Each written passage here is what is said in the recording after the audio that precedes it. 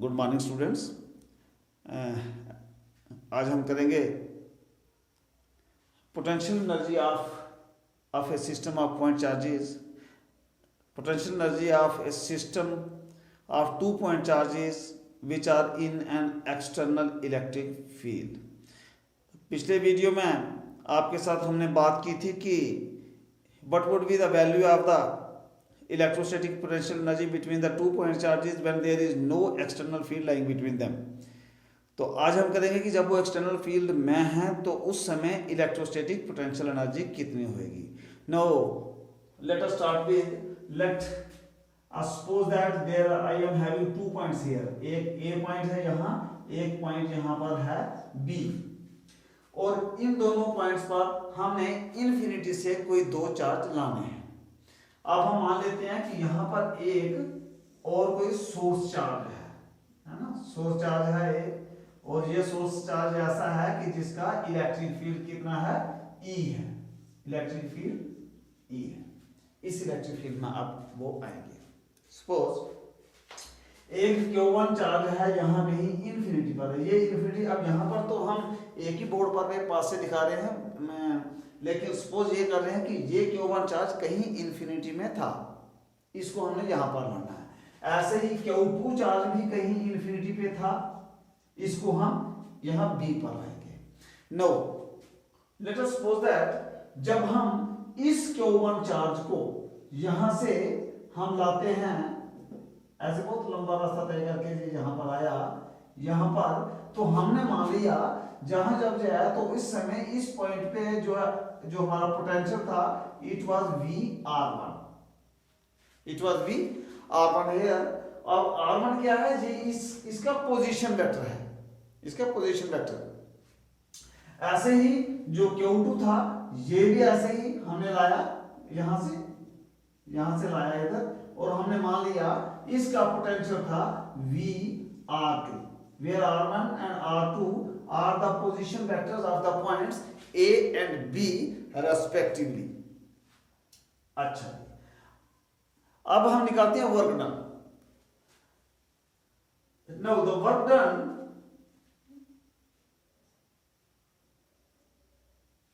now the work done in bringing the charge Q1 from infinity to point A against the external field, इसके against, तो वो किसके बराबर हो जाएगा,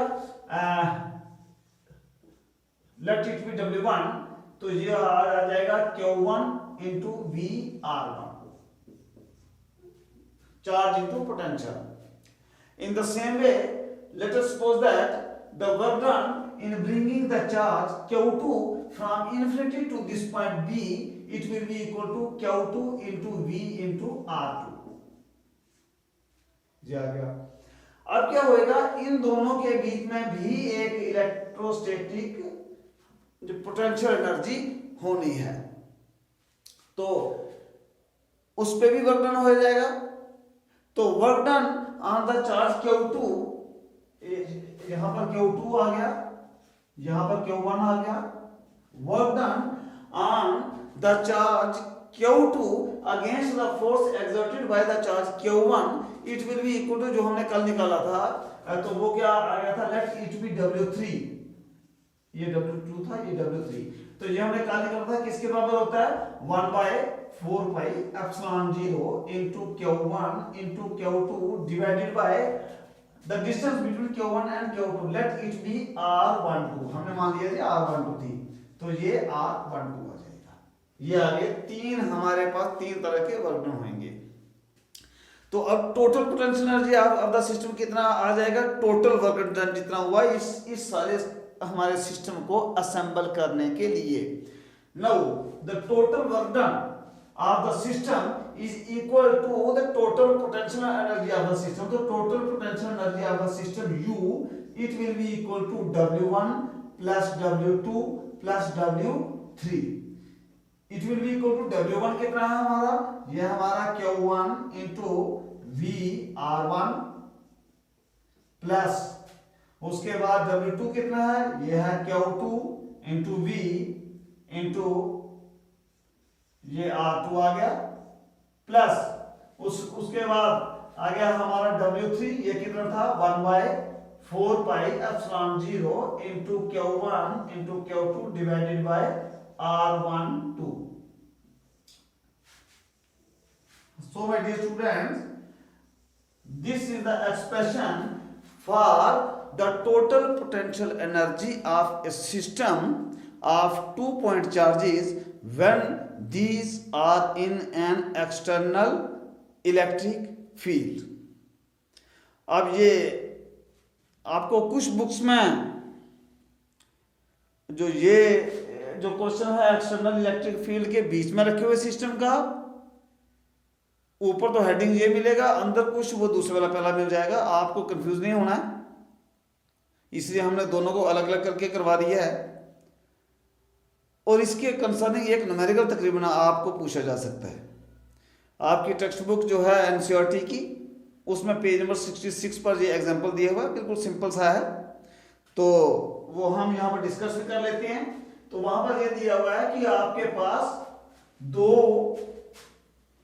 आपके पास चार्ज हैं, पॉइंट चार्जेस हैं, उनकी वैल्यूज दी हैं। You are having 2 point charges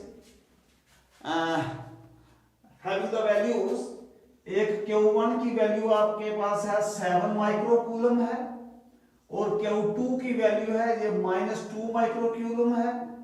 और उन्होंने बताया कि इनके जो वो पोजीशन वेक्टर है जहां जहां ये हैं, वो है, एक का है -9 सेंटीमीटर एंड 0 0, एक है +9 सेंटीमीटर और 0 0। इसका मतलब हो गया कि ये एक 3 डायमेंशनल कोऑर्डिनेट सिस्टम में है, और एक जो पहला Q1 है वो -9 सेंटीमीटर पर है, और y और z कोऑर्डिनेट इसके 0 0 है। ऐसे ही जो Q2 है वो इस जगह पर है कि वो है +9 सेंटीमीटर x एक्सिस पे, और y और z इसके भी 0 0 है। अब अगर ऐसा है तो इन दोनों के बीच में दूरी कितनी हो सकती है? एक Q1 जो है तो वो -9 सेंटीमीटर है, और Q2 वो +9 सेंटीमीटर पर है, तो इन दोनों के बीच का डिस्टेंस कितना होगा? एक 0 से 9 इधर, एक 0 से 9 इधर, 9 और 9 18 सेंटीमीटर। ओके, तो r कितना आ जाएगा? ये 18 सेंटीमीटर आ जाएगा। अब सेंटीमीटर के मीटर में लेने हैं तो ये आएगा 0.18 मीटर, क्योंकि 100 सेंटीमीटर होते हैं ना।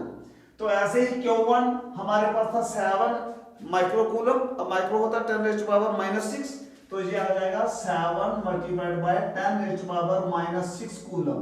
ऐसे ही Q2 की वैल्यू -2 माइक्रोकूलम थी, ये आ गया -2 × 10⁻⁻⁶ कूलम। ये आपके पास Q1 आ गया, Q2 आ गया और R आ गया। तो फिर आपको ये क्वेश्चन जो है उसमें आपको 3 चीजें निकालने के लिए कहा गया है, जो आपका एग्जांपल आपकी टेक्स्ट बुक में है।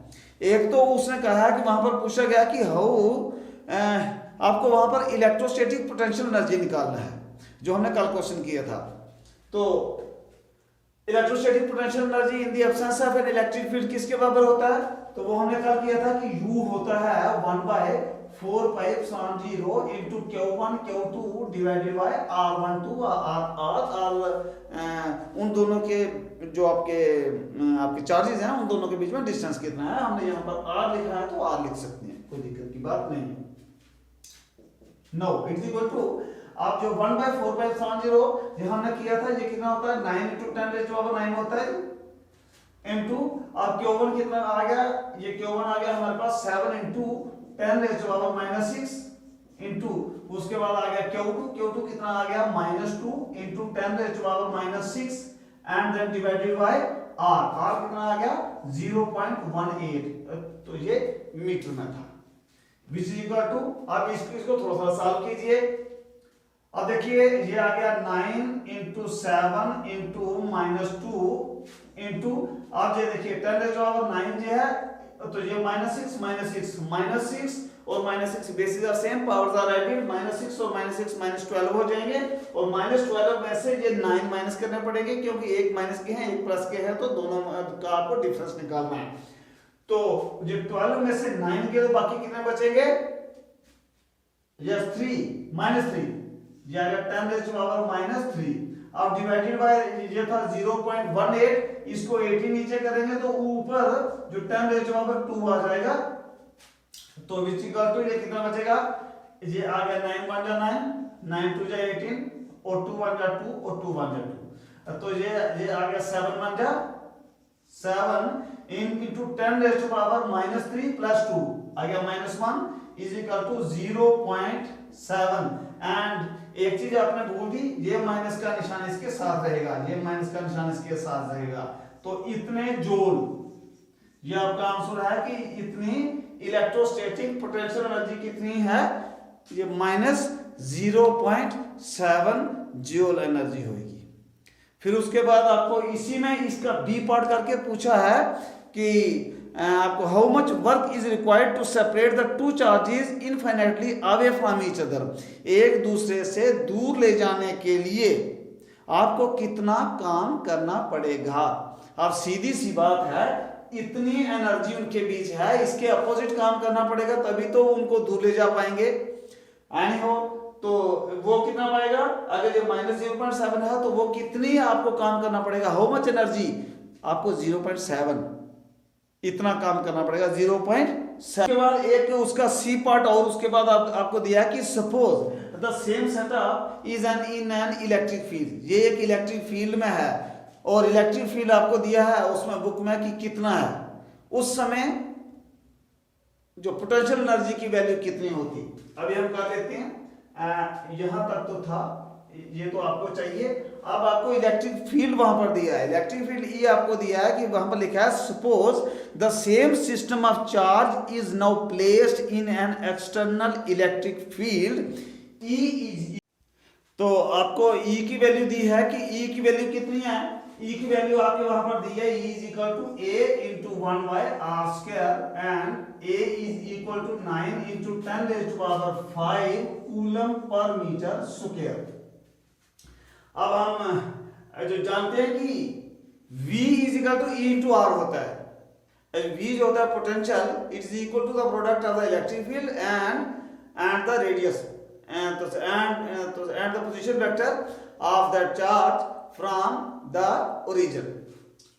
तो ये कितना हो जाएगा, V is equal to E into R होता है, तो V is equal to E कितना है, A into 1 by R square, और यहाँ R आप चूंकि ये दे रहे हैं तो A की ज्यादा लेंगे ऐसे इंटू R, और इज इक्वल टू ये जो स्क्वायर के साथ R कट जाएगा तो आ जाएगा A डिवाइडेड बाय R। अब हमारा तो हम जानते हैं कि U जो होता है total electric potential energy is equal to आती है Q1 into VR1 plus Q2 into VR2 plus 1 by 4π0 into Q1 divided by R12। तो विजिकल तो कितना आ जाएगा, ये आएगा 7 जो 10 raised to power -6 into VR1 किसके बराबर आ गया, A by R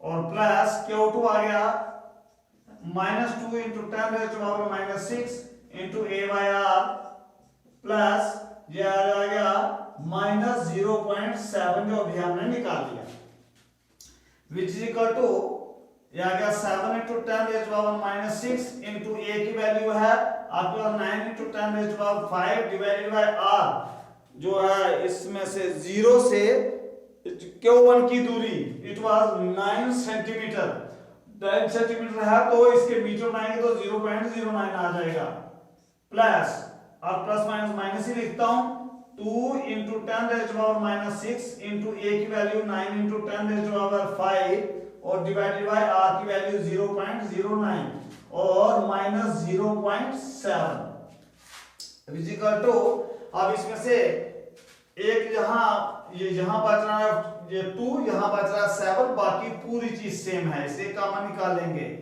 तो 10 raised to power -6 into 9 into 10 raised to power 5 divided by 0.09 into अंदर यहां बच गया 7 और यहां बच गया -2 और -0.7 विच इज इक्वल टू, अब 6 में से 5 के एक ही बचेगा तो ये आ गया 9 इंटू 10 डिवाइडेड बाय इसका ये वाला डेसिमल अगर आप तोड़ें तो कितना आ जाएगा, 9 और ऊपर 10 आ जाएगा, सॉरी 10 raised to power 2 आ जाएगा क्योंकि 0.09 है, तो अंदर बचा इंटू 7 में से 2 गए, बाकी बचा 5 और -0.7।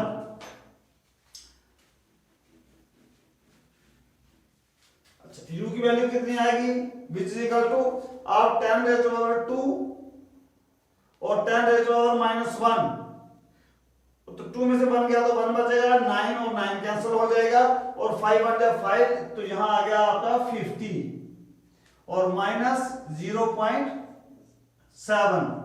आप 50 में से 0.7 निकालो तो ये आई थिंक बचता है 49.3, इतने जूल्स बचेगा।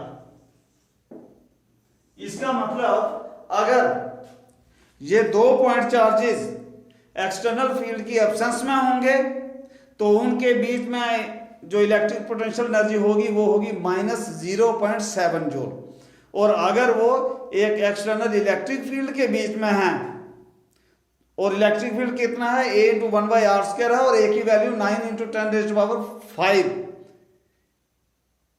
इतने कूलम पर मीटर स्क्वायर है, तो उन जो इलेक्ट्रोस्टैटिक पोटेंशियल एनर्जी आएगी वो आ जाएगी 49.3 जूल।